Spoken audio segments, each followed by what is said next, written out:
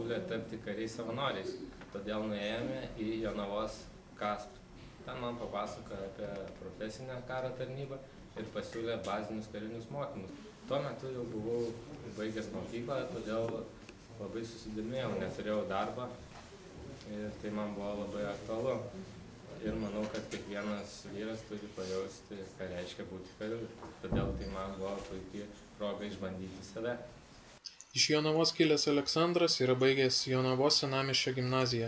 Nuo praėjusių metų studijuoja Lietuvos sporto universitete.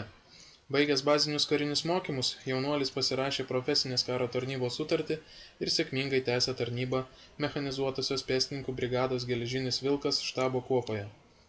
Jaunuolis mėgsta aktyvų gyvenimo būdą, todėl renkasi įvairų sportą – boksą, lengvąją atletiką, plaukimą, krepšinį bei futbolą.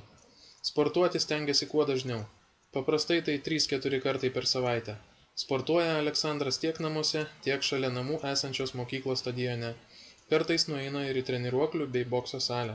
Jis džiaugiasi, kad sportui sudaromos sąlygos ir tarnybos metu.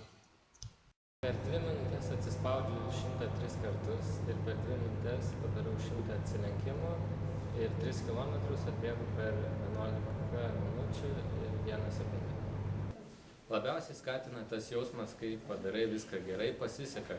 Tada supranti, kad esi tinkamame kelyje ir toliau stengiasi siekti savo tikslo ir tobulėti. Taip pat labai padeda artimi žmonės, kurie taip pat tave motyvuoja ir stengiasi tau padėti. Palinkėčiau niekada nepasiduoti ir siekti savo tikslo, kad ir kaip sunku tai būtų ir kad kaip nepasisekė vakar, tegul tai būna motyvacija stengtis labiau ir siekti tikslo rytoj.